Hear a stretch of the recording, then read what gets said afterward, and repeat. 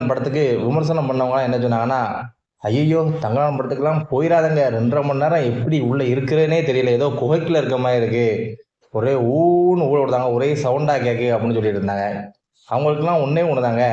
ஒரு மனுஷன், ஒரு கலைஞன் இருக்க தமிழ் திரையுலகத்திலே தன்னோட உடல வருத்தி நடிப்புக்காக உடல எடைய கூட்டுறதோ, குறைக்கிறதோ, தலைமுடிய வெட்டுறதோ, தலைமுடிய வளர்க்கிறதோன்னு தன் உடல்ல முழுவதும் வருத்தி நடிக்கக்கூடிய ஒரே கலைஞர் விக்ரம் தான்.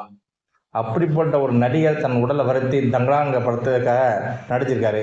அவரோட உழைப்புக்காவது நீங்க மரியாதை கொடுத்து, அந்த விமர்சனங்கள் நீங்க ஒரு 2 நாள், 3 நாள் கழிச்சு சொல்லியிருக்கலாம். ஆனா நாளே தங்கலான்ல கதை இல்ல.